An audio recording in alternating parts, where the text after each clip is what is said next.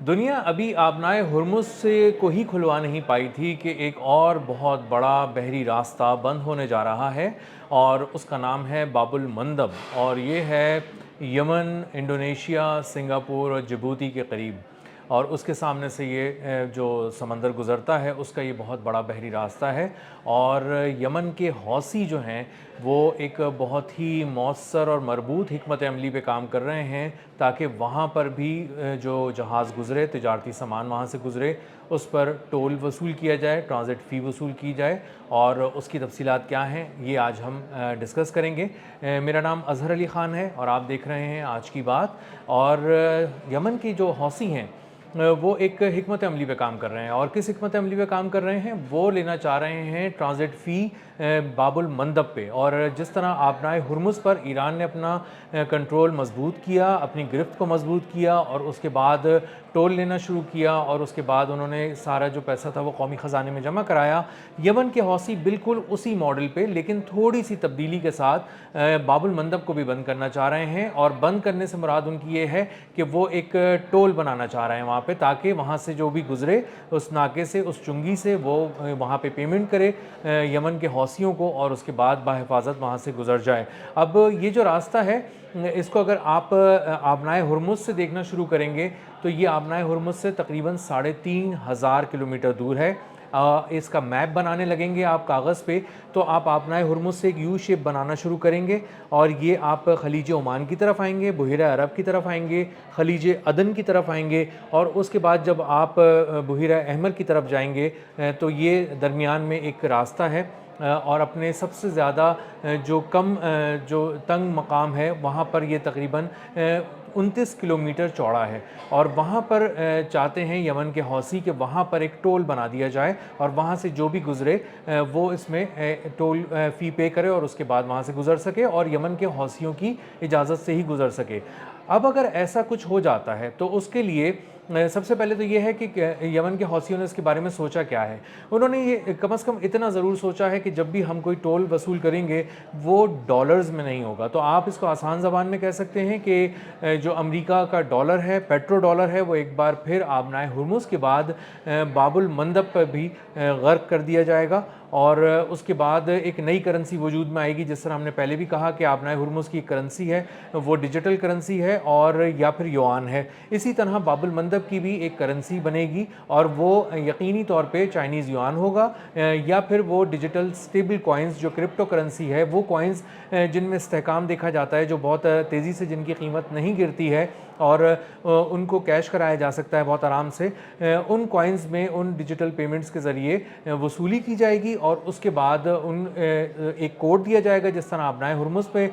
Iran एक code देता है गुज़रने के लिए जहाज़ों को, और उसके बाद वहाँ से जहाज़ बाबुल मंदब से गुज़र सकेंगे। अब अगर इस रास्ते को बंद कर दिया जाए या यहाँ पर कोई नाका लगा दिया जाए, चुंगी वसूल की जाए, यहाँ पर टोल लगा दिया जाए, तो कौन से ममालिक सबसे ज़्यादा मुतासिर होंगे? अगर आप इसको देखना शुरू करेंगे तो आपको अंदाज़ा होगा कि ये एक मोटे मोटे अगर हम रीजन्स को देख लें तो एशिया का सामान यूरोप जाने में बहुत मुश्किलात का सामना करना पड़ेगा। मिडल ईस्ट को भी जो जितने मुल्क हैं यहाँ मशरिक़ वस्ता के खलीज के ममालिक हैं उनको बहुत ज़्यादा मुश्किलात का सामना करना पड़ेगा। जो खलीजी ममालिक हैं उनका तेल यहाँ से गुज़रता है और उनका तेल जो है वो यहाँ से नहीं गुज़र पाएगा बग़ैर पैसे दिए। और इसी तरह जो अमेरिका का बहुत सारा तिजारती सामान है जो ड्राई कार्गो होता है वो यहाँ से नहीं गुज़र सकेगा। इसी तरह सऊदी अरब है, इराक़ है, इसके अलावा मुत्तहदा अरब अमारात है, इनकी जो तेल की पैदावार है वो यहाँ से जो एक्सपोर्ट करते हैं, ये ऑयल एक्सपोर्ट्स करते हैं, वो यहाँ से नहीं गुज़र सकेगी। दुनिया का तकरीबन 10% जो तेल है वो यहाँ से गुज़रता है बाबुल मंदब से। और इसके अलावा जो तिजारती सामान है मजमूई तौर पर वो 12% गुज़रता है। तकरीबन 20,000 के करीब वेसल्स जो हैं, जो तिजारती जहाज़ हैं, वो यहाँ से हर साल गुज़रते हैं। तो ये एक इंतहाई मसरूफ़ रास्ता है। और आबनाए हुर्मुज़ के बाद अगर इसे भी बंद कर दें आप और यहाँ से भी टोल लेना शुरू करें तो इसका मतलब है कि दुनिया को आपने एक यू शेप के अंदर लिया है और दोनों तरफ से बंद कर दिया है। और अगर किसी को आबनाए हुर्मुज़ से नहीं जाना और उसको बहुत लंबा रास्ता तय करके यहाँ से गुजरने का भी प्रोग्राम है तो यहाँ भी उसको पैसे देने पड़ेंगे, टोल देना पड़ेगा। तो यानी आबनाए हुर्मुज़ पे ईरान का कंट्रोल है और इस तरफ यमन के हौसियों का कंट्रोल हो जाएगा। तो दोनों तरफ से तिजारती सामान यहाँ से नहीं जा सकेगा। अब अगर तिजारती सामान को हौसी रोकते हैं तो क्या होता है? इंटरनेशनली जो आलमी कवानीन है उसके मुताबिक तो यहाँ पर कोई इस तरह का टोल नहीं बनाया जा सकता और वसूल भी नहीं किया जा सकता, यानी जो कुछ भी यमन के हौसी करेंगे वो किसी दर्जे में कहलाया जाएगा कि किसी तरह से अपनी चीज़ को नाफिज करने वाली बात होगी, और उसको बहुत सारे मुल्क ज़बरदस्ती शुरू में देना शुरू करेंगे पैसे। तो जो ज़बरदस्ती का काम होगा उसको रोकने के लिए ये ममालिक जिनकी यहाँ से तिजारत बहुत ज़्यादा होती है, फिर ये भी मुमकिन है कि वो अपनी नेवी को यहाँ भेजने की कोशिश करें, या वो किसी तरह कोई हिफाजती इंतज़ाम ऐसा बनाएं जिसके ज़रिए वहाँ से उनके जहाज़ बाबुल मंदब से बग़ैर किसी पेमेंट के यहाँ से गुज़र सकें। अब ये इतना आसान नहीं होगा। जब यहाँ से गुज़रने लगेंगे तो हौसियों का यहाँ पर एक वो बहुत ही मुकम्मल कंट्रोल भी है, बहुत ही उनकी गिरफ्त मजबूत भी है, और वो जब इस मेकैनिज़म को बनाने जाएंगे, इम्प्लीमेंट करने जाएंगे, इस पर अमल दरामद करने जाएंगे, तो मज़ीद कुछ ऐसे इक़दामात भी करेंगे कि किसी भी तरह कोई भी मुल्क अपने जहाज़ को यहाँ से अपनी किसी हिफाजत में या किसी हिफाजती इंतज़ाम के तहत यहाँ से गुजार ना सके। अब अगर इस तरह की कोई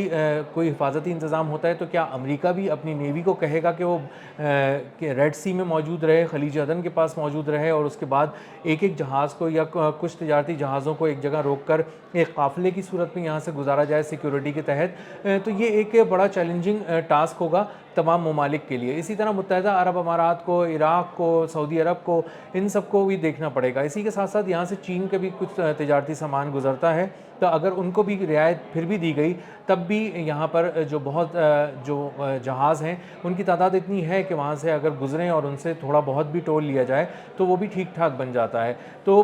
बाबुल मंदब का जो हौसी बता रहे हैं यमन के कि बाबुल मंदब को हम बंद करेंगे या बाबुल मंदब पे कोई नाका लगाएंगे, तो वो होगा तो अपना हुर्मुज़ की तर्ज पे जिस तरह ईरान ने वहाँ किया है, लेकिन ईरान का मॉडल वो फॉलो नहीं करने जा रहे। तो वो किस तरह का मॉडल फॉलो करेंगे ये आने वाले दिनों में कुछ वाज़ेह हो पाएगा कि किस तरह ये यमन के हौसी सोच रहे हैं। लेकिन वो अब कागज़ पे इसको लिख रहे हैं, अब इसके ड्राफ्ट तैयार हो रहे हैं और इसको बहुत सारी मीटिंग्स के अंदर इसको डिस्कस किया जा रहा है, जो हौसियों की लीडरशिप है, और उसके बहुत सारे जो पेमेंट मैकेनिज़्म हैं, जो वहाँ से गुज़रने के प्रोटोकॉल्स हैं, उन सब चीज़ों को भी तय किया जा रहा है। तो एक बहुत ही जामे हिकमत अमली पे काम कर रहे हैं। ये इस तरह से कोई बात ऐसी हवाई नहीं है कि वो ये सोच रहे हैं कि वो कर गुज़रें, वो बहुत बारीक बीनी से जायज़ा ले रहे हैं कि हमारी कानूनी हदूद क्या हैं, हम कहाँ से कहाँ तक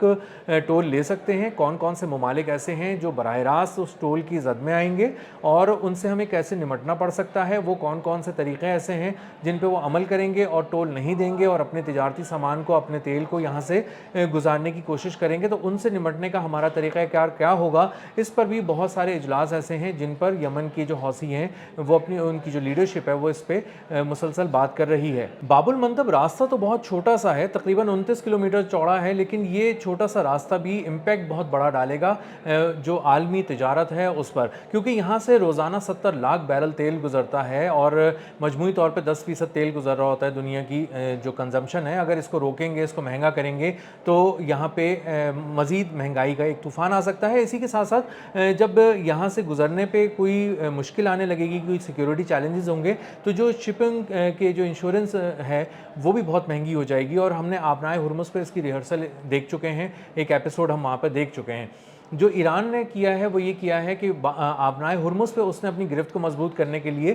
डिजिटल पेमेंट्स और युआन के अंदर पेमेंट्स लेनी शुरू की हैं, उसको अपने कौमी ख़जाने में भरना शुरू किया है और बाकायदा अपने मरकज़ी बैंक में जमा कराना शुरू किया है। और बाकायदा एक पूरा निज़ाम है जिसके तहत जब जहाज़ आते हैं तो वो अपनी तमाम तफसील देते हैं, अपने स्टाफ की तफसील देते हैं, कार्गो की तफसील देते हैं, जहाज़ की मिल्कियत की तफसील देते हैं, किस मुल्क के जहाज़ हैं वो तफसील देते हैं, और उसके बाद उन्हें एक टोकन इशू किया जाता है, एक कोड दिया जाता है। उस कोड को जब वो ईरानी पासदारान इनकलाब के साथ शेयर करते हैं तो ईरानी पासदारान इनकलाब उन्हें अपनी हिफाजत में ईरान के साहिलों के करीब से गुजार कर आबनाए हुर्मुज़ पार कराते हैं, क्योंकि आबनाए हुर्मुज़ जो एक 33 किलोमीटर चौड़ा जो जगह है वहाँ पर तो बहुत बड़ी तादाद में यहाँ पे हज़ारों के करीब बारूदी सुरंगें बिछाई गई हैं और सिर्फ ईरान जानता है कि किन मकामात पर उस पानी में बारूदी सुरंगें नहीं हैं और कहाँ से तिजारती जहाज़ों को लाया जा सकता है। और ईरान ने इस पर अपना जो भी कुछ सोचता है पॉलिसी उस पर अमल दरामद भी करके दिखाया है दो तरह से। एक तो वो जहाज़ जिन्होंने इजाज़त नहीं ली ईरान से, वो आबनाए हुर्मुज़ से नहीं गुजर सके, उन्हें निशाना बनाया गया, तबाह कर दिया गया ईरान की जानिब से। और اور جن جہازوں نے اجازت لی ان کو کامیابی سے گزارا گیا، ان سے ٹول وصول کیا گیا، اور جو 34 جہاز اب تک ایران کے تھے وہ امریکی بحریہ کے بالکل سامنے سے گزر کر ایران کی بندرگاہوں پہ لنگر انداز ہوئے، پہنچ گئے، بحفاظت پہنچے، اور ان کے وہاں پہنچنے پر خوشی منائی گئی۔ تو باب المندب آنے والے دنوں میں ایک بہت ہی ہاٹ ٹاپک ہونے والا ہے، کیونکہ جس طرح دنیا آج آبنائے ہرمز کو ڈسکس کر رہی ہے اور اس کی جو اس سے جڑی تکلیفیں سہ رہی ہے، پیٹرول پرائسز مہنگی ہونے کی صورت میں اور دیگر مہنگائی کی وجہ سے، دیگر آئٹمز کی مہنگائی کی وجہ سے، اسی طرح اگر باب المندب بھی مہنگا ہو جاتا ہے، بند ہو جاتا ہے، تو باب المندب سے